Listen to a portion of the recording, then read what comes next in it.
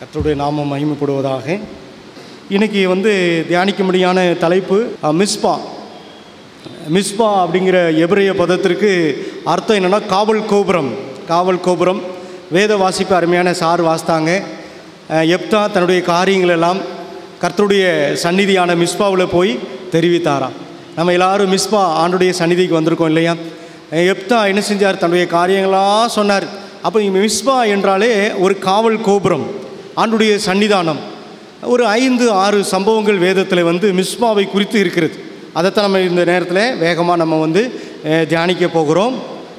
அதற்கு முன்பாக நம்ம தலைகளை தாழ்த்தி ஒரு விஷயம் நாம் ஜெபம் பண்ணுவோம். ஆண்டவர் நம்மோடு பேசும்படியாக நம்மை தாழ்த்தி ஒப்பு கொடுப்போம்.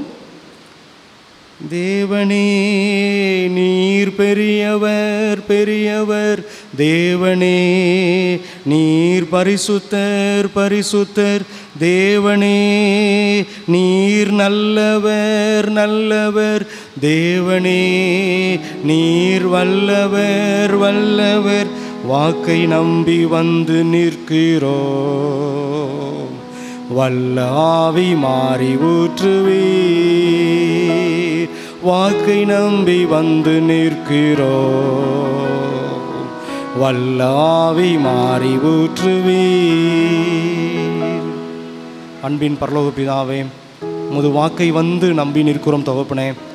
பரிசுத்த ஆவியானவர் எங்களோடு இடைபடும்படியாய் கொடி செபிக்கிறோம், எங்களோடு உறவாடும்படியாய் கொடி செபிக்கிறோம். பரிசுத்த ஆவியானவர் நீர் அபிஷேகிக்கும்படியாய் கொடி செபிக்கிறோம் அப்பா. ஆண்டவரே, இப்பொழுது ஆண்டவரே நாவின் பிரதி உத்தரம் கர்த்தரால் வரும் என்று சொல்லியிருக்கிறீர். அந்த வசனத்தின்படி ஆண்டவரே நாவின் வார்த்தைகளை நீர் அங்கீகரிக்கும்படியாய் கொடி செபிக்கிறோம். ஆண்டவர் பொறுப்படுத்திக் கொள்ளும், நீர் ஒருவரே மகிமைப்படும். இயேசுவின் நாமத்திலே ஜெபிக்கிறோம் பிதாவே, ஆமென். மிஸ்பா என்றால் காவல் கோபுரம். இந்த காவல் கோபுரம் எப்படி எங்கே இருந்தது, எப்படி இருந்தது அப்படின்னு பார்த்தீங்கன்னா, இந்த காவல் கோபுரம் 4.5 5 மைல் தூரம், எருசலேமிலிருந்து ஒரு 4.5 5 மைல் தூரத்தில் இந்த காவல் கோபுரம் இந்த மிஸ்பா காணப்பட்டது. எந்த திசையில்னு பார்த்தீங்கன்னா நார்த் வெஸ்ட், வடமேற்கு பகுதியிலே, பாலஸ்தீனாவின் வடமேற்கு பகுதியிலே காணப்பட்டது. இது இன்னும் பார்த்தீங்கன்னா ஹெர்மோன் மலைக்கு பக்கத்தில் என்ன செஞ்சது, இந்த மிஸ்பா என்ன செஞ்சது காணப்பட்டது. இது ஒரு மலை சிகரம்.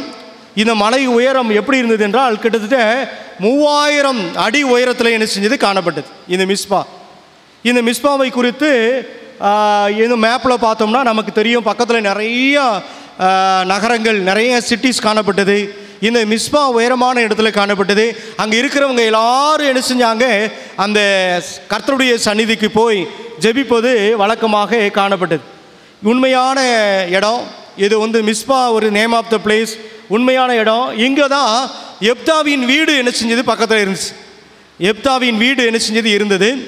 அதை நம்ம நியாயாதிபதிகள் 11வது அதிகாரத்தில் 34வது வசனத்தில் வாசிக்க முடியும்.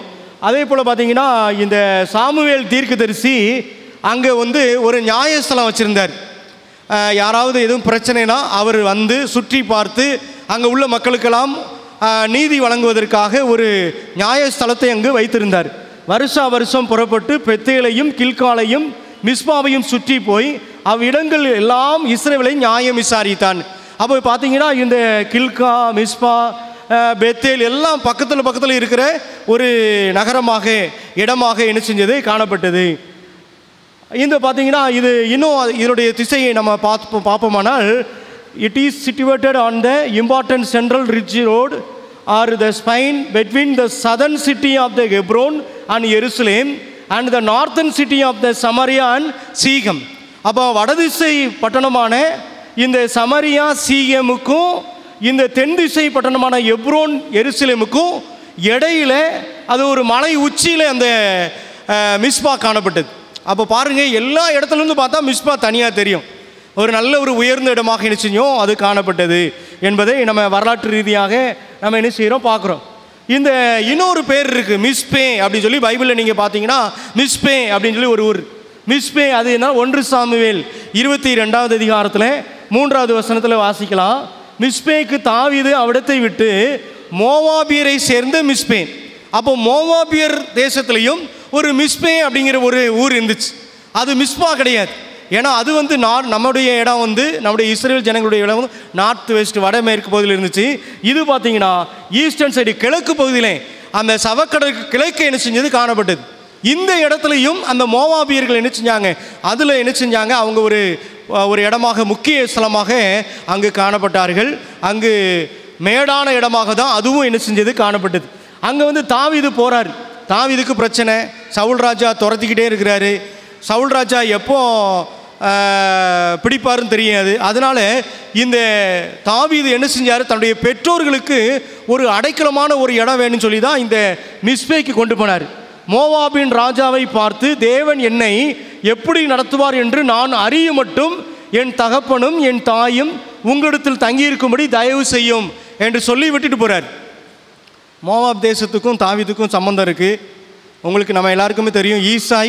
ஈசாயுடைய அப்பா, அவங்க அம்மா எல்லாம் பார்த்தா போவாசு, அப்புறம் வந்து நமக்கு ரூத்து வழியாக பார்க்கும்போது மோவாப் தேசத்தில் தாவீதுக்கு சொந்தக்காரங்க இருந்தாங்க. ஈசாய்க்கு பாட்டி இருந்தாங்க, தாத்தா இருந்தாங்க. இந்த தாவீதுக்கு பூட்டை இருந்தாங்க. அதனால் நான் வந்து ஆண்டவருடைய நாமம் எப்படி இருக்கிறதுன்னு தெரியல, என்னை எப்படி வழி நடத்துகிறார் என்று தெரியவில்லை, அது வரைக்கும் என்னுடைய பெற்றோர் இருக்கட்டும் அப்படின்னு சொல்லி தாவீது அங்கே விட்டுட்டு போனார். இது மிஸ்பே மோவாபிய தேசத்தில் உள்ள மிஸ்பே கூட ஒரு அடைக்கல பட்டணமாக தாவீது குடும்பத்துக்கு இருந்தது என்பதை நம்ம பார்க்குறோம். 5 காரியங்கள் அல்லது ஒரு 6 காரியங்கள் நம்ம பார்க்க போகிறோம். முதலாவது வந்து இந்த மிஸ்பா எங்கே இருக்குது அப்படின்னு யாக்கோபு வாழ்க்கையில் நம்ம பார்க்கலாம். யாக்கோபுடைய சரித்திரம் நமக்கு தெரியும். அப்பாட்ட ஆசீர்வாதத்தை வாங்கிட்டு அவர் என்ன செய்கிறாரு, பதானாராம் மாமனார் வீட்டுக்கு போகிறாரு. அப்படின்னு நம்ம எல்லாருக்குமே தெரியும். அப்படி போகிறாரு, ஒரு ராத்திரியில் அவர் தூங்குகிறார். அப்புறம் தேவதூதர்களை சந்திக்கிறார். ஆண்டவர் வாக்குத்தத்தம் கொடுக்கிறார். இவர் பொருத்தனை பண்ணுறார். திருப்பி என்ன செய்கிறார், ஒரு கல்லை நாட்டி விட்டு அவர் என்ன செய்கிறார், பயணப்பட்டு போகிறார். யாக்கோபு பயணப்பட்டு லாமான் மாமனார் வீட்டுக்கு போனார். பதானாராமுக்கு போய் அங்கே 20 வருஷம் இருந்தார். நம்ம எல்லாருக்கும் தெரியும், வீட்டோட மாப்பிள்ளையாக இருந்தார். நம்ம பாசையில் சொல்லணும்னா வீட்டோட மாப்பிள்ளையாக இருந்தார். ராகேலுக்காக லேயாளுக்காக அப்படி வருஷங்கள் கழித்து அவர் பெரிய குடும்பமாக மாறிட்டார். யாக்கோபு பெரிய கோத்திரமாக மாறிட்டார். நம்ம எல்லாருக்கும் யாக்கோபுடைய சரித்திரம் நமக்கு தெரியும்.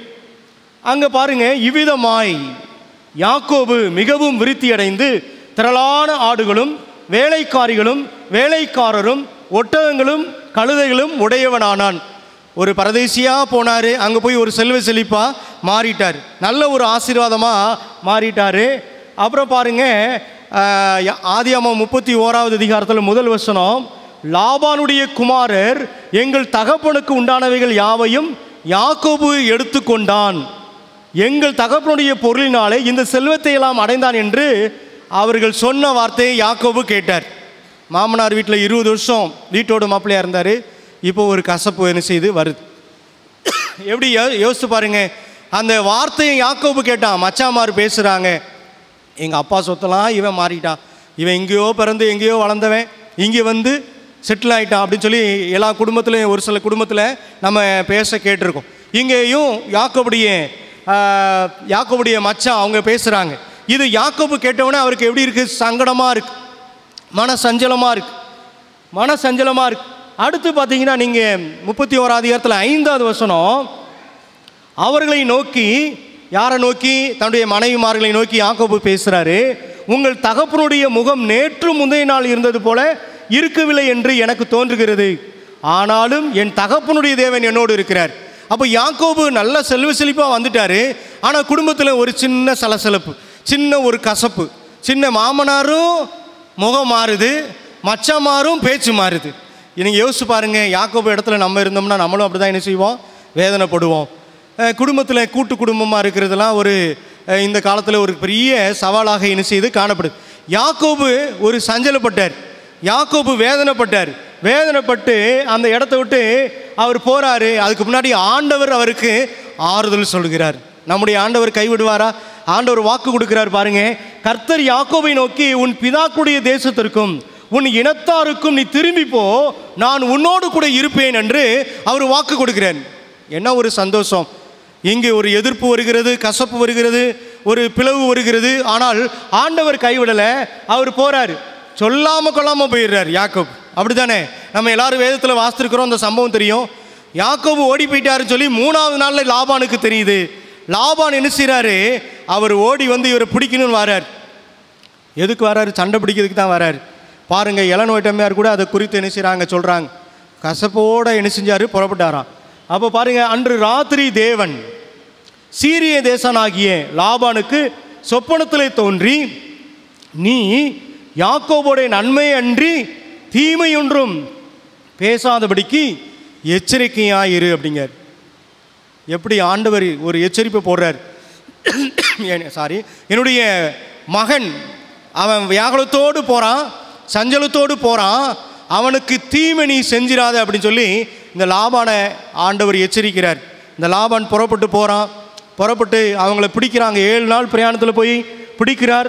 பிடித்த உடனே லாபான் எப்படி பேசுகிறார் பாருங்க, எப்படி பேசுகிறார் பாருங்க. அப்பொழுது லாபான் யாக்கோபை நோக்கி, நீ திருட்டனமாய் புறப்பட்டு என் குமாரத்திகளை யுத்தத்தில் பிடித்த ஸ்திரைகளைப் போல கொண்டு வந்தது என்ன செய்கை? எப்படி கேட்கார்? இந்த வார்த்தை கேட்ட உடனே யாக்கோபுக்கு கோபம் வருமா வராதா? எல்லாருக்குமே கோபம் வரும். என்னை திருட்டுத்தனமாக நீ கூட்டு வரையே அப்படிங்கார். நல்லா தான், நல்ல மனுஷனாக தான் சொன்னார். பாருங்கள், நம்ம இந்த சம்பவம் எல்லாருக்கும் தெரியும்.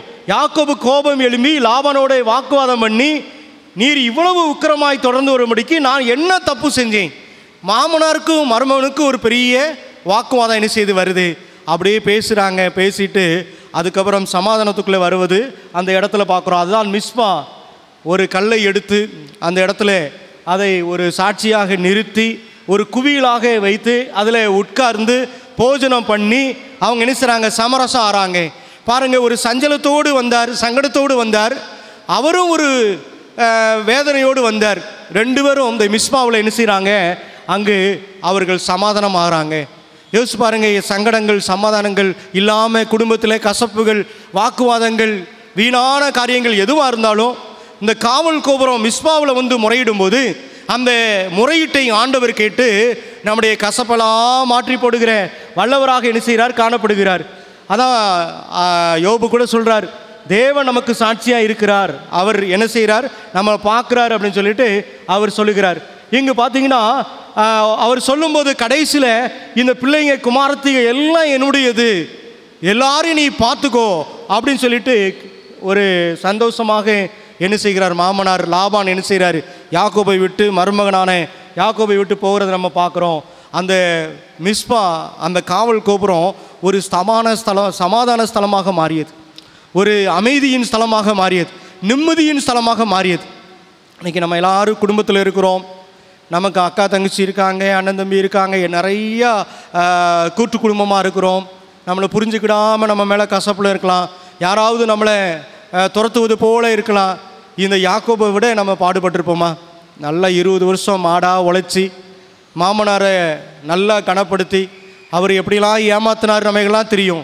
ஆனால் சங்கடத்தோடு வந்த இந்த யாக்கோபு அவர் சமாதானமாக போனார். ஒரு சண்டை பண்ணணுன்ட்டு வந்த லாபான் அவர் சமாதானமாக என்ன செஞ்சார், போனார். அப்போது மிஸ்பா இந்த காவல் கோபுரம் நமக்கு சமாதானம் தரக்கூடிய இடமாக இருக்குது. ஆண்டவர் வாக்கு கொடுத்துட்டாரு. ஆண்டவர் வாக்கு கொடுத்தவர் அவர் என்ன செய்கிறாரு, வாக்கை நிறைவேற்றுகிறவராக அவர் காணப்படுகிறார். 2வது காரியம் தான் நம்ம இந்த எப்தாவை குறித்து பார்க்குறோம். வேத வாசிப்பில் வாசித்தோம். எப்தாவை குறித்து நம்ம எல்லாருக்கும் தெரியும். நியாயாதிபதிகள் 11வது அதிகாரத்தில் நம்ம என்ன செய்கிறோம், வாசிக்கிறோம். எப்தா யார்? ஒரு கீலேயாத்யான். அவர் அவங்க அப்பா பேர் கிளையாத். அவர் ஒரு வேசியின் மகன். அவர் துரத்தப்பட்டார். அவர் என்ன தப்பு செய்யலை, ஆனால் துரத்தப்பட்டது அவங்க அப்பா தான் துரத்தப்பட்டிருக்கணும், ஆனால் அவர் துரத்தப்பட்டார். அவருடைய பிள்ளைகள், கிளையாத்துடைய பிள்ளைகள் சகோதரர்கள் என்ன செஞ்சாங்க, இந்த எப்தாவை என்ன செஞ்சாங்க, துரத்துனாங்க. யோசிச்சு பாருங்க, துரத்தப்பட்ட இந்த எப்தா, அந்த துரத்தப்பட்ட எப்தா ஆண்டுடைய சமூகத்தில் ஜெபிக்கிற பழக்கத்தை அவர் வைத்திருந்தார். ஜெபிக்கிற ஒரு பழக்கம். அந்த மிஸ்பாவில் போய் தன் காரியங்களெல்லாம் சொன்னார், வேதனையெல்லாம் சொன்னார், அவருடைய குடும்ப நிலைமையெல்லாம் சொன்னார். அனாதையாக்கப்பட்டார், நிர்பந்தமாக்கப்பட்டார், அவர் தனித்து விடப்பட்டார், யாருமே துணை இல்லை, வீணரோடு பழகினாராம். வசனம் சொல்கிறது, வீணரோடு பழகி அவர் வீணா போகல. அப்படி தானே?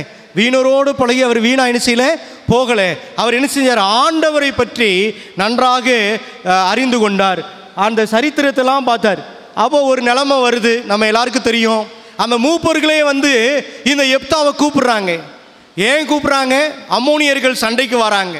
அந்த சண்டையை எதிர்கொள்வதற்கு அங்கு யாருமே இல்லை. எப்தாவினுடைய அருமை தெரிகிறது. எப்தாவை கூப்பிட வராங்க. யார் அற்பமாக நினச்சாங்களோ அவங்க முன்னாடி இவர் என்ன செஞ்சார்? அற்புதமாக இருந்தார். அப்படி தானே? அற்பமாக நினச்சவங்க முன்னாடி அற்புதமாக இவர் இருந்தார் எப்தா. பிரியமான அருமையான ஆண்டுடைய பிள்ளைகளே, நம்மளை யாரும் அற்பமாக நினைக்காங்களா? ஆண்டவர் அற்புதமாக மாற்றுவார். நம்ம ஆண்டவர் சமூகத்தில் மிஸ்பாவில் நம்ம காத்திருந்து ஜெபம் பண்ணி ஆண்டவரோடு உறவாட கற்றுக்கொண்டா போதும். நம்ம அற்பமாக போவதில்லை, ஆண்டவர் அற்புதமாக தான் வச்சுருப்பார்.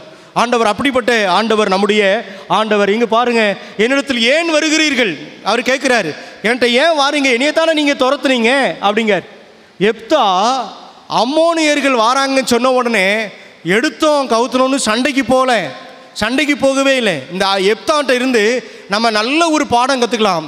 இந்த அப்ரோச்மெண்ட், எப்படி இந்த பிரச்சனையை டீல் பண்ணுறாரு பாருங்க. அம்மோன் புத்திரர்கிட்ட, அம்மோனிய ராஜாட்ட சேனாதிபதிகளை அனுப்புகிறார், தூதுவர்களை அனுப்பி, நீ ஏன் எங்கள் கூட சண்டைக்கு வர?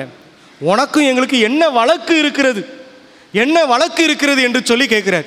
இன்றைக்கி ஒரு ஆள் சண்டை போட்டால் இன்னொரு ஆள் சண்டை போட்டு சண்டை ரணகலமாக மாறிடுது உலகத்தில். அப்படி தானே? நான் வந்து அப்படியே ஒரு ஆஸ்பத்திரி பக்கம் ஒருத்தரை பார்த்து ஜெபம் பண்ண போனேன். அந்த ஆஸ்பத்திரிக்கிட்ட ஒருத்தர் கார் பார்க்கிங் என்ன செஞ்சார்? ஆஸ்பத்திரி முன்னாடி நிப்பாட்டிட்டார். கொஞ்சம் ஓரமாக தான் நிப்பாட்டினார். ஆனால் செக்யூரிட்டி வந்து இங்கே நிப்பாட்டக்கூடாது அப்படி இப்படின்னு சொல்லி அவரை பயங்கரமாக பேசிட்டார். அந்த காரை விட்டு வெளியே வந்து அவர் பெரிய பணக்கார மாதிரி தெரியுது. அவர் என்ன செஞ்சார்? அதெல்லாம் முடியாது, நான் இங்கே தான் நிப்பாட்டுவேன், நீ செய்கிறது செய் அப்படின்னு 2 பேருக்கு இடையில ஒரு பெரிய வாக்குவாதம், பெரிய சண்டை வந்துட்டு ரோட்டுக்கிட்ட. எல்லாரும் வேடிக்கை பார்க்குறாங்க. அந்த நேரம் அதே ஆஸ்பத்திரியில் இன்னொரு சீனியர் செக்யூரிட்டி வயசானவர் ஒருத்தர் வந்துட்டு அந்த இளமையான செக்யூரிட்டியை உள்ளே போப்பா அப்படின்னு அனுப்பி விட்டுட்டு அந்த சார்கிட்ட, சாரி சார், இந்த இடத்துல டாக்டர் வருவாங்க, காரை நிப்பாட்டுவாங்க, மற்ற கார் வந்து டேர்ன் பண்ணும், இந்த இடத்துல வந்து நீங்கள் நிப்பாட்டினீங்கன்னா உங்கள் காரை யாரும் இடிச்சிட்டு போயிடக்கூடாது அப்படின்னு ஸ்மூத்தாக பேசினார் பாருங்கள் அந்த சீனியர் செக்யூரிட்டி. நான் கவனிச்சுக்கிட்டே இருந்தேன், பார்த்துக்கிட்டே இருந்தேன். எனக்கு ஒரு பாடமாக இருந்தது. ஒரு பிரச்சனை வந்த உடனே எப்படிலாம் நடந்துக்கிறோம். ஆனால் இந்த சீனியர் செக்யூரிட்டி அவர் வந்து ஸ்மூத்தாக சொன்னார், இப்படி பேசியிருந்தால் நான் காரை எடுத்துருப்பேனே அப்படின்னு. அந்த பணக்காரர் உடனே காரை எடுத்து வேறு பக்கமாக நிப்பாட்டினார். அப்போ பாருங்கள், இந்த எப்தாட்டையும் நம்ம கற்றுக்கலாம். ஸ்மூத்தாக பேசுகிறார். எப்படி பேசுகிறார்? அம்மோன் ராஜாட்ட சேனாதிபதிகளை அனுப்புகிறார். என் கூட சண்டைக்கு வர்றதுக்கு என்ன வழக்கு இருக்கிறது அப்படின்னு கேட்குறார். கேட்டவுடனே அவர் சொல்கிறாரு, எங்கள் இடத்தெல்லாம் இந்த அர்னோன் துவங்கி யாப்போக்கு மட்டும் யோர்தான் மட்டும் இருக்கிற என் தேசத்தை நீங்கள் கட்டி கொண்டீர்களே, அதை சமாதானமாக நீங்கள் தந்துட்டிங்கன்னா நான் சண்டைக்கு வரமாட்டேங்கார். இந்த சம்பவம் நீங்கள் படித்து பாருங்கள். அதெல்லாம் கட்டி கொண்டீர்களே, நாங்கள் விட்டுருவோம், நாங்கள் சண்டைக்கு வரமாட்டோம் அப்படின்னு அம்மோனிய ராஜா சொல்கிறார். உடனே மறுபடியும் அம்மோன் புத்திரரிடம் இந்த எப்தா சேனாதிபதியை அனுப்பி விலைக்கு சொல்கிறார். என்ன விலைக்கு சொல்கிறாரு? நாங்கள் எகிப்திலிருந்து நாங்கள் கானான் தேசத்துக்கு பயணம் போகும்போது எமோரிய ராஜாவை சந்தித்தோம், ஏதோமியரை சந்தித்தோம், மோவாபியரை சந்தித்தோம், வழி விடுது சொன்னோம், அவங்க வழி விடலை, வழியாக சண்டைக்கு வந்தாங்க, வம்பு சண்டைக்கு வந்தாங்க. நம்ம பாசல வம்பு சண்டைக்கு வந்தாங்க. வம்பு சண்டைக்கு வந்ததுனால நாங்கள் ஜெயித்து அந்த இடத்தெல்லாம் நாங்கள் கட்டி கொண்டோம், நாங்கள் சுதந்திரித்ததை நாங்கள் திருப்பி கொடுக்க முடியாது என்று 300 வருஷ சரித்திரத்தை எப்தா சொன்னார். 300 வருஷம் சரித்திரம், 300 வருஷம் ஆயிட்டு அந்த இடத்தெல்லாம் பெற்றுக்கொண்டு 300 வருஷம் ஆன பிறகும் இந்த இஸ்ரவேல் தேசத்தின் சரித்திரத்தெல்லாம் அறிந்த எப்தா என்ன செய்கிறாரு? அம்மோனிய ராஜாவுக்கு சொல்கிறார். ஆனால் அம்மோனிய ராஜா என்ன செய்யல? செவி சாய்க்கவில்லை என்று வேதத்தில் வாசிக்கிறோம், சம்மதிக்கவில்லை. ஆதலால் இஸ்ரவேலர்கள் என்ன செஞ்சாங்க? அந்த சரித்திரத்தெல்லாம் அவர் சொல்கிறார், இந்த எங்களை துரத்தினவர்களின் தேசத்தையெல்லாம் நாங்கள் என்ன செஞ்சோம்? கட்டி கொண்டோம் என்று அவர் சொல்கிறார். அப்போ பாருங்கள், இங்கே பாருங்கள், 300 வருஷம் குடியிருக்கையில் இவ்வளவு நேரமாக இவ்வளவு காலமாக நீங்கள் திருப்பி கொள்ளலையே, இப்போ வந்து கேட்குறீங்களே அப்படின்னு சொல்லிட்டு சாந்தமாக சமாதானமாக இந்த எப்தா என்ன செய்கிறார்? சொல்லி விளக்கம் சொல்கிறார். ஆனால் அந்த அம்மோனிய புத்திரர்கள் அந்த ராஜா என்ன செய்யலை? செவி சாய்க்கவில்லை. யுத்தத்துக்கு வந்தாங்க.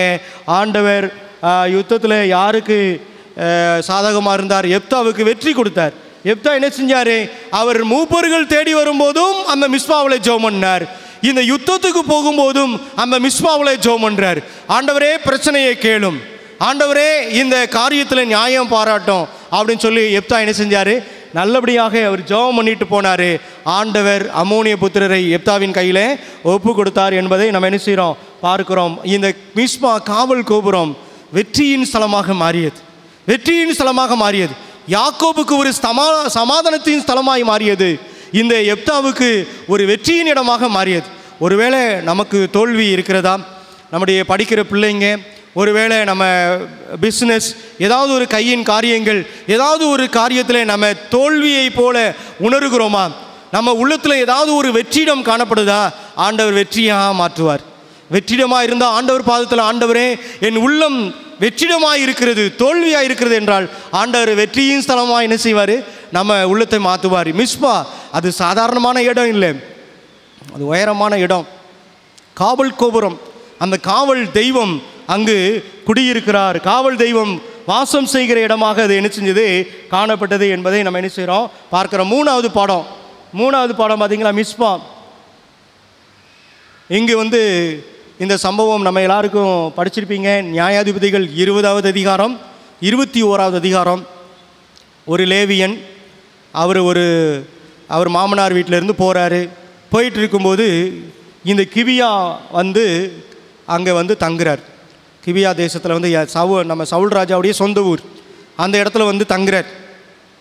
அங்கே தங்கும்போது அவருடைய மறுமனைய மாட்டியை என்ன செய்கிறாங்க? ஒரு அக்கிரமம் நடக்கிறது. கொலை செய்து வருகிறார். நம்ம எல்லாருக்கும் தெரியும், கொலை செஞ்சிடறாங்க. அந்த லேவியன் அநியாயமாக மறுமண மாட்டியை இழந்து விட்டோமே அப்படின்னு சொல்லிட்டு ஒரு நியாயத்தை கேட்குறார். நியாயத்தை கேட்கறதுக்கு இந்த மிஸ்பாவுக்கு தான் போகிறார். இந்த சம்பவம் நீங்கள் நியாயாதிபதிகள் 20வது அதிகாரம் 21வது அதிகாரம் வாசித்து பாருங்க. அந்த மிஸ்பாவிலே இந்த சபையார் எல்லாரும் ஏகோபித்து கூடி அந்த நடந்த அக்கிரமத்திற்கு ஒரு நியாயத்தை என்ன செய்கிறாங்க? பேசுகிறாங்க, ஆலோசனை பண்ணுறாங்க. ஆலோசனை பண்ணி அங்கு அந்த கிபியோனியர்களை என்ன செய்கிறாங்க? முறியடிக்கிறாங்க. அப்போ பார்த்தீங்கன்னா அந்த மிஸ்பா எப்படி காணப்பட்டது என்றால், ஒரு அநியாயம் காணப்பட்டுச்சுன்னா அங்கே கேட்கலாம், ஒரு அக்கிரமம் காணப்பட்டுச்சுன்னா அங்கே கேட்கலாம், ஒரு பாதிப்பு இருக்குதா அந்த மிஸ்பாவில் கேட்கலாம். ஏனென்றால் இது காவல் கோபுரம். இன்னைக்கு நம்முடைய வாழ்க்கையில் யாராவது அநியாயம் செஞ்சுட்டாங்க, ஏதோ காரியத்தில் அக்கிரமம் நடந்துட்டு, ஏதோ ஒரு இடத்துல அக்கிரமம் ஏதோ மனசு பாதிக்கப்பட்டுட்டு ஏதோ ஒரு காரியம் நடந்துச்சு அப்படின்னா ஆண்டவர் சமூகத்தில் கண்ணீர் விட்டு, ஆண்டவரே என்னை நோக்கி பாரும், என்னுடைய நிலைமையை கண்ணோக்கி பாரும், நான் இப்படி இருக்கிறேன், என் நிலைமையை பாரும் என்று சொல்லி கதறி ஜெபிக்கும் போது இந்த மிஸ்பாவில், இந்த காவல் கோபுரத்தில் ஆண்டவர் கேட்டு ஒரு நியாயத்தை என்ன செய்வார்? கொடுப்பார். நியாயத்தை, நீதியான தீர்ப்பை அவர் என்ன செய்வார்? கொடுப்பார் என்பதை பார்க்கிறோம். இந்த சம்பவத்தை நம்ம பார்க்கும். இந்த கிபியா பட்டணத்தார் என்ன செய்கிறாங்க? விரோதமாக இருந்தாங்க. அவங்க கோத்திரமே காணாமல் போனது. அதை அவங்க ஆலோசனை பண்ணி ஒரு நல்ல தீர்மானம் எடுக்கிறதை நம்ம என்ன செய்கிறோம்? இந்த சம்பவத்தில் நம்ம பார்க்குறோம். பிரியமானவர்களே, அடுத்து நீங்கள் 4வது சம்பவம் பார்க்கலாம். 4வது சம்பவம் சாமுவேல் தீர்க்கதரிசி எல்லாரையும் கூப்பிடுவார். சாமுவேல் தீர்க்கதரிசி எல்லாரும் மிஸ்பாவுக்கு வாங்க அப்படின்னு சொல்லி கூப்பிடுவார். எதுக்கு தெரியுமா? அங்கு அவர்கள் என்ன சொல்லியிருப்பாங்க? எங்களுக்கு ஒரு ராஜா வேணும் அப்படின்னு சொல்லியிருப்பாங்க. ஆமாம், அதுக்கு முன்பாக உள்ள ஒரு சம்பவம். என்னென்னா, அந்த மிஸ்பாவிலே அவங்களுக்கு ஒரு பெரிய பிரச்சனை, பெரிய போராட்டம். என்னென்னா, பெலிஸ்தியர்கள் என்ன செய்கிறாங்க? சண்டைக்கு வராங்க. பெலிஸ்தியர்கள் விரோதமாக இருக்கிறாங்க. ஆனால் இஸ்ரேல் ஜனங்கள் அவர்களுக்கு பயப்படுகிறாங்க. ஏன் பயப்படுறாங்கன்னா, இஸ்ரேல் ஜனங்கள் என்ன செஞ்சாங்க? பாவம் செய்து கொண்டிருந்தாங்க. ஆண்டவருக்கு கீழ்ப்படியாமல் இருந்தாங்க. ஆண்டவருக்கு கீழ்ப்படியாமல் பாவம் செய்தபடினாலே எதிரிகள் என்ன செஞ்சாங்க? அவங்க எதிராக வந்தார்கள். இவர்களுக்கு பயம் என்ன செஞ்சது? வந்தது. அதனால் சாமுவேல் தீர்க்கதரிசி என்ன செய்கிறார்? எல்லாரும் மிஸ்பாவுக்கு வாங்க அப்படின்னு சொல்லி மிஸ்பா காவல் கோபுரம் ஆண்டுடைய சன்னிதானத்தில் அவங்க என்ன செய்கிறாங்க? கூடி உபவாசம் பண்ணி நாங்கள் பாவம் செய்தோம் என்று அங்கே சொன்னார்கள். மிஸ்பாவிலே சாமுவேல் தீர்க்கதரிசி அங்கே நியாயம் விசாரித்து கொண்டிருந்தார். அந்த மிஸ்பாவில் அவங்க என்ன செய்கிறாங்க? உபவாசம் இருந்து ஜெபம் பண்ணுறாங்க. பாவத்தெல்லாம் அறிக்கை செய்து, ஆண்டவரே இந்த பெலிஸ்தியர்கள் எங்களுக்கு விரோதமாய் வராங்களே, நாங்கள் என்ன செய்யட்டும் என்று சொல்லி அவங்க ஜெபம் பண்ணாங்க. பிரியமானவர்களே, நம்ம வாழ்க்கையில் ஏதாவது ஒரு பிரச்சனைகள், தாங்க முடியாத பிரச்சனைகள், எதிராய் வருகிற பிரச்சனைகள், பயங்கள், வியாதிகள், ஏதாவது ஒரு கலக்கங்கள் வரும்போது நம்ம யாரை தேடி போகிறோம்? நம்ம யார்கிட்ட போகிறோம்? உடனே நம்ம டாக்டர், வக்கீல், போலீஸ், இப்படி நம்ம உலக அதிகாரிகளை தேடி போய் நம்ம என்ன செய்கிறோம்? அப்படி போகிறோமா? இல்லை ஆண்டவரை தேடி நம்ம வரோமா? ஆண்டவரை தேடி வருகிறோமா? யோசித்து பாருங்கள்.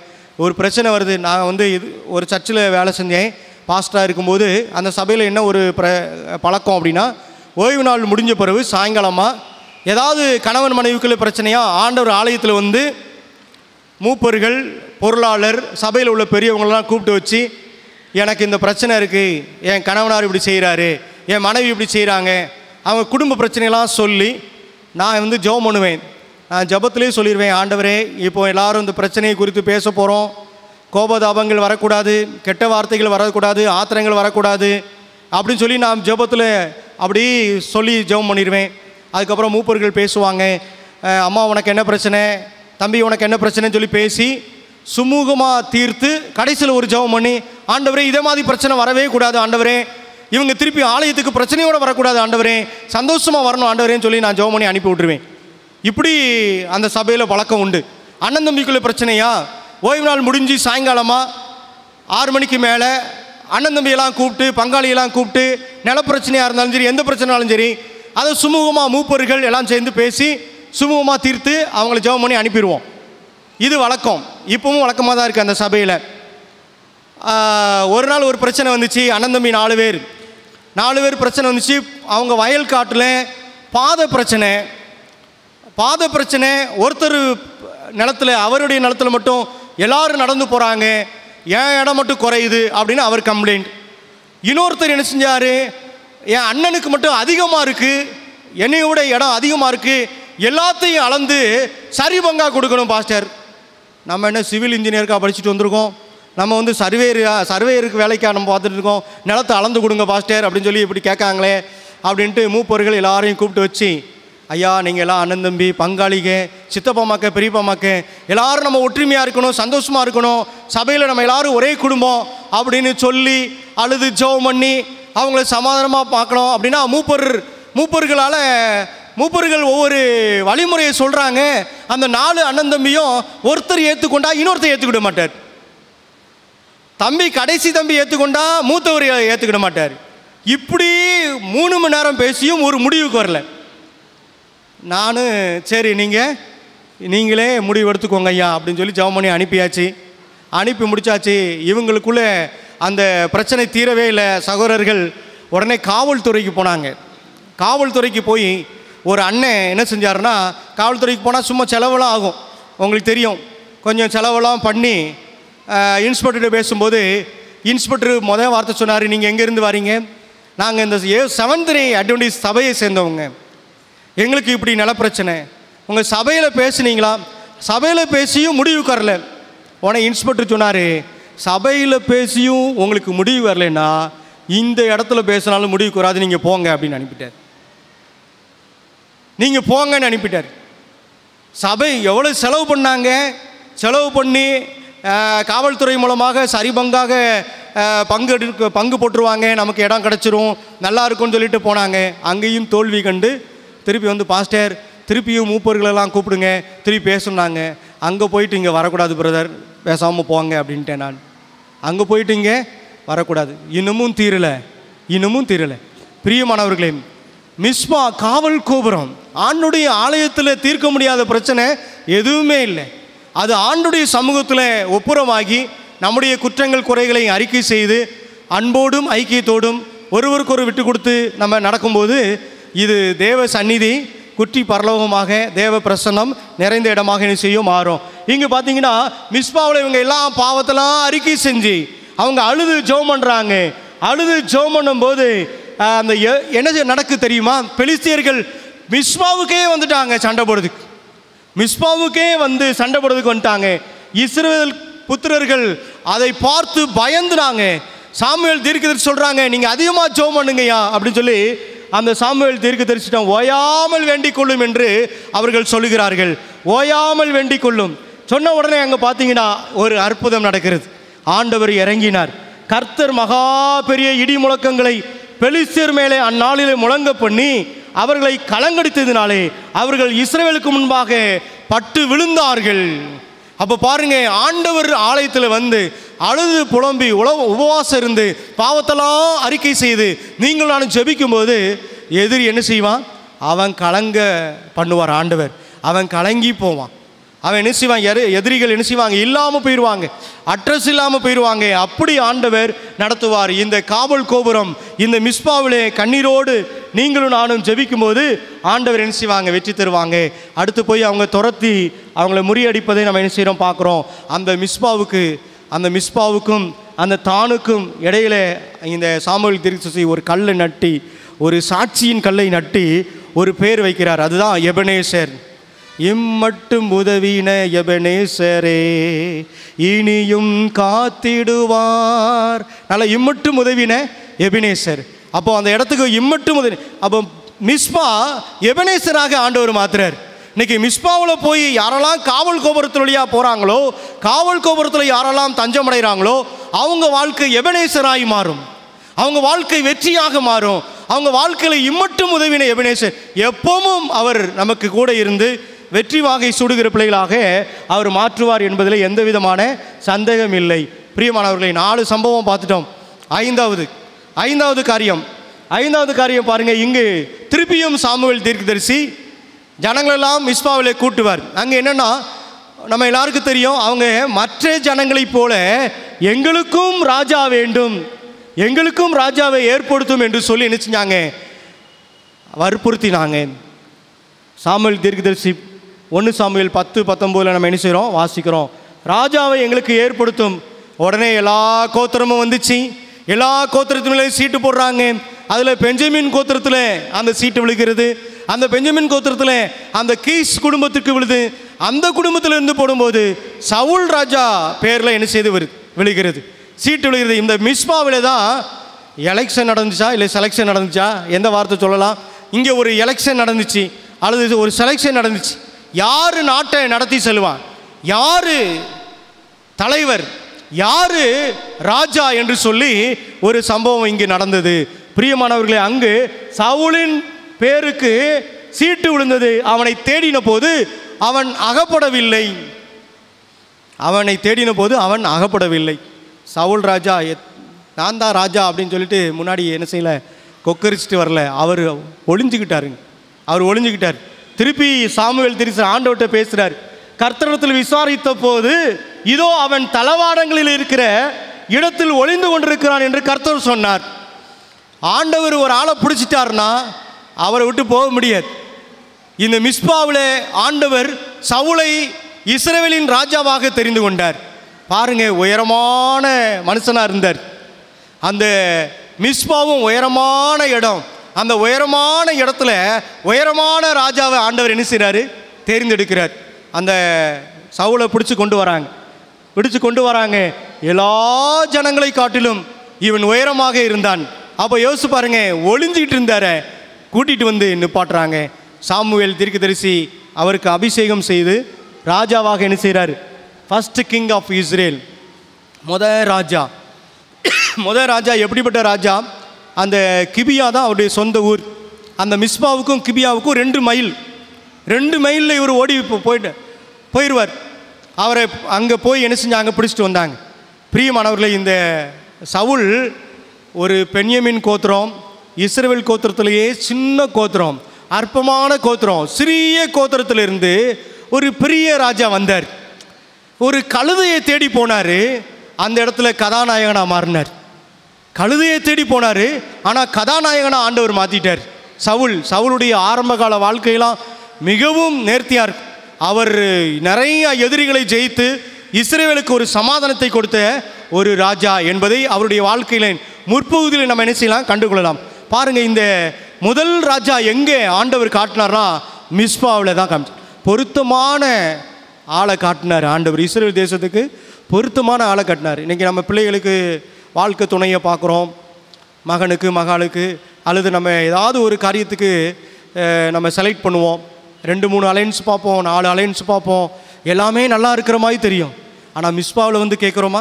மிஸ்பா ஆண்டுடைய காவல் கோபுரத்தில், ஆண்டுடைய ஆலயத்தில் வந்து ஆண்டவரே என்னுடைய மகளுக்கு ஏற்ற வாழ்க்கை துணை, என் மகனுக்கு ஏற்ற வாழ்க்கை துணை, ஆண்டவரே எங்கள் குடும்பத்திற்கு நல்ல ஒரு மகள் ஆண்டவரே என்று சொல்லி இங்கே நம்ம கேட்கும்போது ஆண்டவர் என்ன செய்வார்?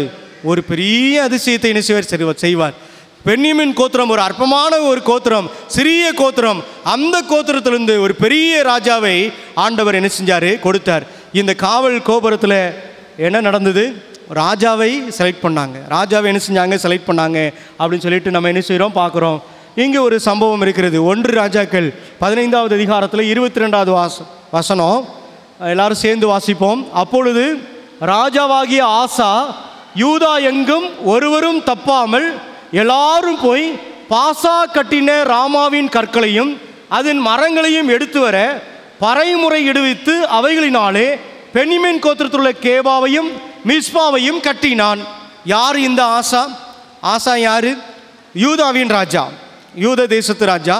ஆனால் நம்ம தெரியும் இல்லையா, சாலமன் ராஜாவுக்கு அப்புறம் இஸ்ரேல் தேசம் ரெண்டாக உடஞ்சிட்டு 10 கோத்திரம் ஒரு பக்கம், மீதி இருக்கிற கோத்திரம் ஒரு பக்கம், யூதா ஒரு கிங்டமாகவும் இஸ்ரேல் ஒரு கிங்டமாக ரெண்டாக பிரிஞ்சிட்டு, எரோபயாம் நம்ம சரித்திரம் தெரியும் பிரியமானவர்கள். அதில் இந்த யூதாவின் ராஜாவுக்கும் இஸ்ரேல் ராஜாவுக்கும் யுத்தம் நடக்குது. நீங்கள் இந்த அதிகாரத்தை நீங்கள் படித்து பாருங்கள். எல்லாம் ஒரு தாய் வயிற்று பிள்ளைங்க, ஆனால் இவங்க யுத்தம் பண்ணுறாங்க. யுத்தம் பண்ணும்போது இந்த இஸ்ரேல் ராஜா பாசா அவர் என்ன செஞ்சாருன்னா, இந்த யூதா ராஜாவை கொடுமைப்படுத்துறதுக்காக அந்த யூதா பட்டணத்தை சுற்றிலும் ஒரு பெரிய முற்றுகை சுவர் கட்டினார். ராமாவை அவர் கட்டினார். ஏன் அப்படின்னா, இந்த யூத ராஜா வேற எங்கேயும் போகக்கூடாது, வேற யாரும் உள்ளே வரக்கூடாது அப்படின்னு சொல்லி தனி சிறையை போல அந்த தேசத்தை நோக்கி அந்த ராமாவை அதை காம்பவுண்டு வால் கட்டினாருன்னு சொல்லலாம் நம்ம பாசையில். இந்த ஆசா தவிச்சு போயிட்டார். உடனே என்ன இது, நம்மளை இப்படி யுத்தம் நடக்குது, யுத்தத்தில் இப்படி ஒரு நயவஞ்சகம் செய்கிறானே பாசா அப்படின்னு சொல்லிட்டு அவர் ஆலயத்தில் போய் ஜெபம் பண்ணி ஆலயத்தில் இருக்கிற பொக்கிஷ சாலையில் கொஞ்சம் பொருளை எடுத்து பெனதாத் என்கிற சீரிய ராஜாட்ட போய் அவர் என்ன செய்வார்? ஒரு உடன்படிக்கை செய்து, அந்த உடன்படிக்கை செஞ்சனால பெனதாத் அப்படிங்கிற ஒரு அந்நிய ராஜா அந்த பாசாவோட சண்டைக்கு போயிடுவார். அப்போது அந்த பாசா இந்த ராமாவை கட்டுறதை விட்டுருவார். விட்டுன உடனே இந்த ஆசா போய் அங்கே இருக்கிற கற்களையும் அங்கே இருக்கிற மரங்களையும் எடுத்து வந்து என்ன கட்டுறார் தெரியுமா? மிஸ்பாவை கட்டினான். இப்போ ஆண்டவருடைய ஆலயத்தில் அவன் முறையிட்டதுனால ஆண்டவர் ஒரு வழிமுறையை கண்டு தப்பிக்க வைத்தார். பிரியமானவர்களே, தப்பிக்க வைத்தார். ஆண்டவர் ஆலயத்தில் அவருடைய மிஸ்பாவில் காவல் கோபுரத்தில் நம்மை ஒப்பு கொடுத்து அர்ப்பணித்து நம்ம சரணடைந்து ஜெபிக்கும் போது ஆண்டவர் வழியை காட்டுவார். இந்த ஆசாவுக்கு வழியை காட்டினார். அதனால இந்த ஆசா என்ன செஞ்சார்? அந்த மிஸ்பாவை கட்டினார். மிஸ்பாவில் நல்ல ஒரு அமைப்பாக அந்த எஞ்சி இருக்கிற வேலையெல்லாம் அவர் கட்டினார் என்று சரித்திரம் என்ன செய்து சொல்லுகிறது. இங்கே பார்த்தீங்கன்னா இன்னொரு சம்பவம், 6வது சம்பவம், இது 7வது சம்பவம். எரேமியா 41வது அதிகாரமோ 42வது அதிகாரம் நீங்கள் இன்றைக்கி வீட்டுக்கு போனவுடனே சாயங்காலமோ அல்லது ஃப்ரீயாக இருக்க நேரம் படித்து பாருங்கள். அங்கு ஒரு துயர சம்பவம் மிஸ்பாவில் நடக்கிறது. ஆசா மிஸ்பாவை கட்டினான். ஆனால் இங்கே ஒருத்தரை பார்க்குறோம், இந்த நெத்தானியாவின் குமாரன் ராஜ வம்சத்தை சேர்ந்த இஸ்மவேல். அவன் என்ன செய்வானா? மிஸ்பாவுக்கு போய் அங்கே ஒருத்தர் இருப்பார். அது யார் அப்படின்னு பார்த்தீங்கன்னா கெதலியா அப்படின்னு சொல்லி, கெதலியா அப்படிங்கிற ஒருத்தனை நேபுகாத் நேச்சர் என்ன செஞ்சிருப்பார்? ஜனாதிபதியாக ஆக்கியிருப்பார்.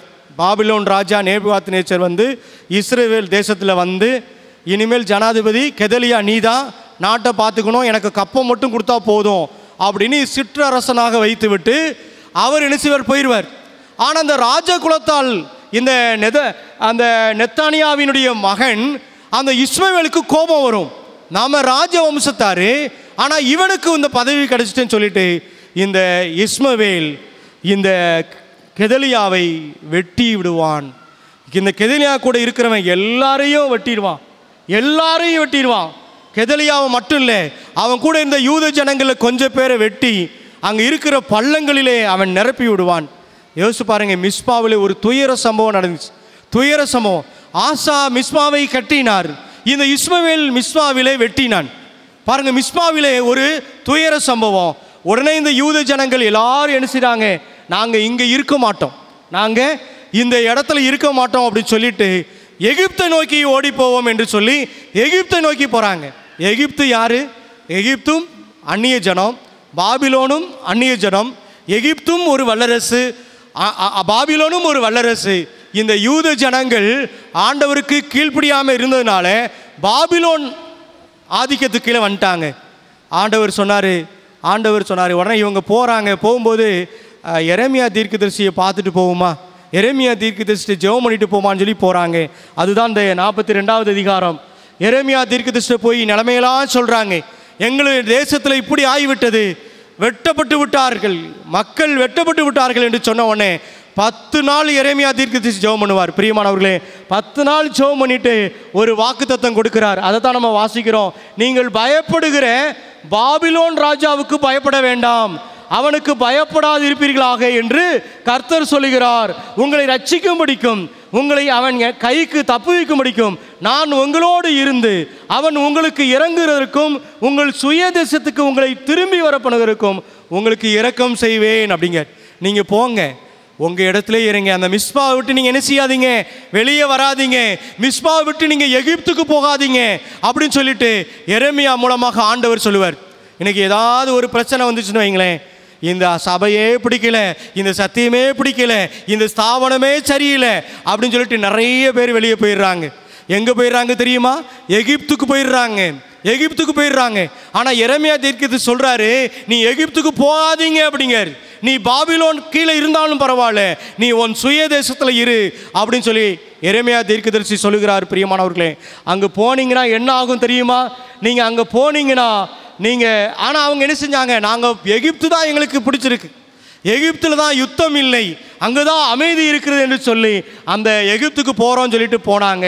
ஆனால் அவர் சொல்கிறாரு, கேளுங்கள், நீங்கள் எகிப்துக்கு போக உங்கள் முகங்களை திருப்பி அங்கே தங்க போவீர்களானால் எகிப்தில் பஞ்சம் வரும், பட்டயம் வரும், நீங்கள் அங்கேயே சாவீர்கள் அப்படிங்கார்.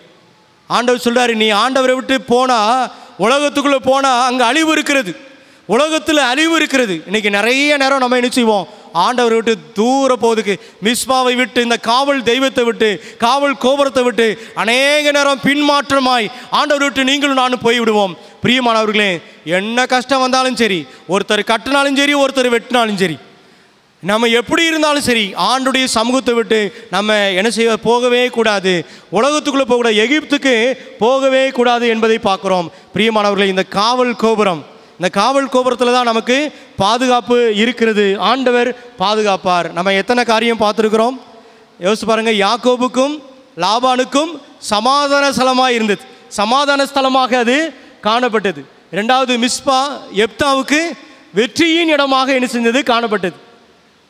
இன்னும் சாமுவேல் தீர்க்கதரிசி அந்த இஸ்ரவேலுக்கும் பெலிஸ்தியருக்கும் நடக்கிற யுத்தத்தில் ஆண்டவர் மிஸ்பாவில் எபனேசராக என்ன செஞ்சார், வெளிப்பட்டார் என்பதை நம்ம பார்க்குறோம். அடுத்து பார்த்தீங்கன்னா முதல் ராஜா, முதல் தலைவர் அந்த சிறிய கோத்திரத்திலிருந்து மிஸ்பாவில் ஒரு செலெக்ஷன் நடந்துச்சு, எலெக்ஷன் என்ன செஞ்சது, நடந்தது, வெற்றியாய் நடந்தது என்பதை பார்க்குறோம். அடுத்து பாருங்க,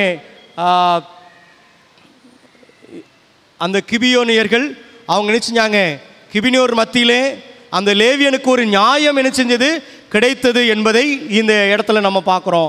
இந்த ஆசா மிஸ்பாவை கட்டினான். இஸ்மவேல் ஒருத்தன் மிஸ்பாவில் ஜனங்களை வெட்டினான். ஆனால் ஆண்டவர் என்ன சொன்னார், ஆண்டவர் நீங்கள் மிஸ்பாவுக்கே போங்க, அந்த காவல் கோபுரத்துலேயே போங்க, வேறு எங்கேயும் போனீங்கன்னா நீங்கள் ஆபத்தை சந்திப்பீங்கன்னு சொல்லிட்டு ஆண்டவர் என்ன செஞ்சார், திருவுளம் பற்றினார். பிரியமானவர்களே, யாருக்கும் பயப்படாதீங்க. ஏன் பாபிலோன்காரனுக்கு பயப்படாதீங்க.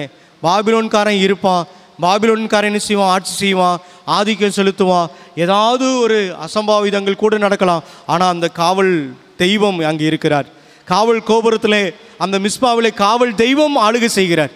அந்த காவல் தெய்வத்தை விட்டு நீங்களும் நானும் போகவே கூடாது, போகவே கூடாது. மிஸ்பாவை மிஸ் பண்ணாதீங்க, மிஸ்பாவை மிஸ் பண்ணாதீங்க. அப்படி தானே, மிஸ்பான்னு சொல்லி name of the place, name of the பர்சனுக்கு வைக்கிறாங்க.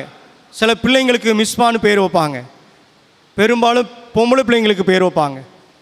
ஒரு பையன் வந்து சொன்னான், மிஸ்பாவை மிஸ் பண்ணாதீங்க பாஸ்டர்னு சொன்னீங்களா பாஸ்டர், நான் அந்த மிஸ்பாவை மிஸ் பண்ணவே இல்லை அப்படின்னு. அப்படி இல்லை, அந்த மிஸ்பாவை சொல்லலை. ஆண்டவர் சொன்ன மிஸ்பா எது, ஆண்டுடைய சமூகம், ஆண்டுடைய சன்னிதானம். அந்த மிஸ்பாவை நம்ம ஒரு நாளும் மிஸ் பண்ணவே கூடாது. இந்த மிஸ்பாவில் தான் சமாதானம் இருக்குது, வெற்றி இருக்குது. அங்கே தான் எபனேசர் ஆண்டவர் வெளிப்படுகிறார். அதை தான் கெட்டணும், அதில் தான் நம்ம தங்கி தாபரிக்கணும். ஆண்டவர் நம்மை என்ன செய்வார்? ஆசீர்வதிப்பார். கர்த்தருடைய நாமத்துக்கு மகிமை உண்டாவதாக. ஆமேன்.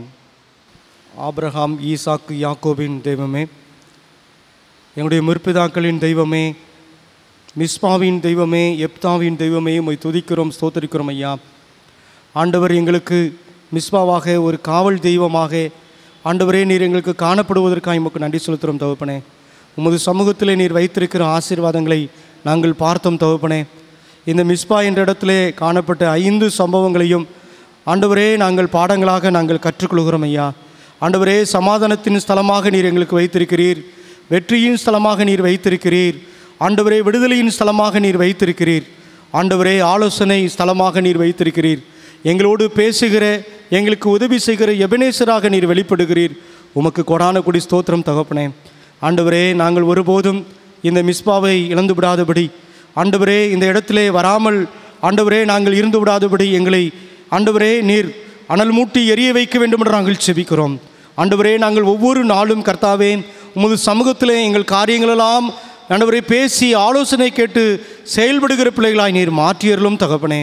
ஆண்டவரே, நீர் இங்கு தங்கி தாபரிக்கிறீர், நீர் ஆளுகை செய்கிறீர். ஆண்டவரே, உமது சிங்காசனம் வைக்கப்பட்டிருப்பதற்காய் உமக்கு நன்றி செலுத்துகிறோம், ஸ்தோத்திரம் செலுத்துகிறோம் ஐயா. ஆண்டவரே, உம்மை தரிசிக்கிற பிள்ளைகளாய் மாற்றும், உமது ஞானத்தை பெறுகிற பிள்ளைகளாய் மாற்றும் தகப்பனே. ஆண்டவரே, இந்த ஆலயத்தை கட்டுகிற பிள்ளைகளாய் நீர் மாற்றியர்களும் தகப்பனே. ஆண்டவரே, இந்த இடத்துல நாங்கள் உமது குணங்களை பெற்று செல்கிற பிள்ளைகளாய், உமது குணங்களை பிரதிபலிக்கிற பிள்ளைகளாய், அநேகருக்கு உமது அன்பை சொல்லுகிற பிள்ளைகளாய் எங்களை மாற்றியர்களும் ராஜா. ஆண்டவரே, நாங்கள் ஒரு நாளும் ஆண்டவரே இந்த ஆசீர்வாதங்களை இழந்து போகாதபடி எங்களை காத்துக்கொள்ளும்படியாய் கூட நாங்கள் ஜெபிக்கிறோம். தலைகளை தாழ்த்தி ஜெபிக்கிற ஒவ்வொருவரையும் ஆண்டவரே நீர் ஆசீர்வதிங்கப்பா. ஆண்டவரே, ஒருவேளை கவலையோடு, கண்ணீரோடு, பாரத்தோடு, ஆண்டவரே பிரச்சனையோடு இந்த மிஸ்பாவுக்கு வந்திருப்பார்களானால் ஆண்டவரே நீர் காவல் தெய்வம், நீர் உமது பிள்ளைகளுடைய கண்ணீரை துடைத்து அவர்கள் வியாகுலத்தெல்லாம் போக்கி ஆண்டவர் நீர் விடுதலை கொடுக்கும்படியாய் கூட நாங்கள் செபிக்கிறோம். எப்பேற்பட்ட பிரச்சனையாக இருந்தாலும் உம்மால் மாத்திரமே தீர்க்க முடியும் என்பதை நாங்கள் அறிந்து கொள்கிறோம் அப்பா. ஆண்டவரே, நீர் செயல்படுகிற தெய்வம், ஜீவிக்கிற தெய்வம், வல்லமை உள்ள தெய்வம், எங்கள் வாழ்க்கையிலே இடைபடும்படியாய் கூட நாங்கள் செபிக்கிறோம். ஆண்டவரே, சிறு பிள்ளைகளை ஆசீர்வதியும், வாலிய பிள்ளைகளை ஆசீர்வதியும், வயோதிபர்களை ஆசீர்வதியும் தகப்பனே. ஆண்டவரே, பள்ளிக்கூடத்தில் பணியாற்றுகிற பிள்ளைகள், ஆண்டவரே பிஸ்னஸ் செய்கிற பிள்ளைகள், ஆண்டவரே போக்குவரத்துகள் எல்லாவற்றையும் நீங்கள் ஆசீர்வதிங்கப்பா. ஆண்டவரே, இது அருமையான சபைக்காக, சபை ஊழியங்களுக்காக நாங்கள் ஜெபிக்கிறோம். இந்த ஊழியத்தை திறமையாய் நடத்துகிறேன் அருமையான சபை போதருக்காய் நாங்கள் நன்றி செலுத்துகிறோம். அப்படியே குடும்பத்திற்காக நன்றி செலுத்துகிறோம். ஆண்டவர் பயன்படுத்தியவர்களும் ஆண்டவர் தாமே பாதுகாத்து கொடும் தகப்பனே. எந்த விதமான சாத்தானுடைய தொந்தரவுகளோ, ஆண்டவரே சாத்தானுடைய வஞ்சக ஆவிகளோ முது பிள்ளைகளுக்கு ஆண்டவரே இடைஞ்சல் கொடுக்காதபடி ஆண்டவர் கட்டி போடும்படியாய் கூட நாங்கள் ஜெபிக்கிறோம். ஆண்டவரே, இதோ இந்த நேரத்திலும் கூட சுகவீனமாக இருக்கிற பிள்ளைகளுக்காக நாங்கள் ஜெபிக்கிறோம். அருமையான ராஜகோபால் சாருக்காக, அவர்கள் குடும்பத்திற்காக, அவங்க துணைவியாருக்காக ஜெபிக்கிறோம் தகப்பனே. ஆண்டவரே, அவர்களை கர்த்தர் விசேஷமாய் தொட்டருளும் அப்பா, அற்புத சுகத்தை கொடுத்துருளும் தகப்பனே. இந்த நாளிலே ஆலயத்துக்கு வந்த பிள்ளைகள், பங்கெடுத்த பிள்ளைகள், ஒவ்வொரு பகுதியும் செய்த பிள்ளைகள் ஒவ்வொருவரையும் அபரிவிதமாய் ஆசீர்வதிக்கும்படியாய் கூட நாங்கள் ஜெபிக்கிறோம். எங்களை முழுமையாய் அர்ப்பணம் செய்கிறோம், தாழ்த்துகிறோம். நீரே மகிமைப்படும். இயேசு கிறிஸ்துவின் நாமத்தினாலே ஜெபிக்கிறோம் பிதாவே, ஆமேன். பரமண்டங்களுக்கு எங்கள் பிதாவே, உம்முடைய நாமம் பிரஸ்தப்படுவதாக, உம்முடைய ராஜ்யம் வருவதாக, உமது சித்தம் பரமண்டத்திலே செய்யப்படுவது போல பூமியிலும் செய்யப்படுவதாக. எங்களுக்கு வேண்டிய ஆகாரத்தை இன்று எங்களுக்கு தாரும். எங்கள் கடனாளிகளுக்கு நாங்கள் மன்னிக்கிறது போல எங்கள் கடன்களை மன்னியும். எங்களை சோதனைக்கு பிரவேசிக்க பண்ணாமல் தீமையென்று ரசித்துக் கொள்ளும். ராஜ்யம், வல்லமை, மகிமை என்றென்றைக்கும் உடையவைகளே, ஆமேன். என் ஆத்துமாவே கர்த்தரே சோஸ்திரி, என் முழு உள்ளமே உடைய பரிசுத்த நாமத்தை சோஸ்திரி. என் ஆத்துமாவே கர்த்தரே சோஸ்திரி, அவர் செய்த சகல உபகாரங்களை மறவாதே, ஆமேன். கர்த்தராகிய இயேசு கிறிஸ்துவின் கிருபையும், பிதாவாகிய இதனுடைய அன்பும், பரிசுத்த ஆவியானுடைய துணையும் பாதுகாவலும் வழிநடத்துதலும் இந்த அருமையான ஆராதனையில் பங்கு கொண்ட பிள்ளைகளோடும், ஜூம் மொழியாக பார்த்து கொண்டிருக்கிற பிள்ளைகளோடும் சதா நாட்களிலும் இருப்பதாக, ஆமேன்.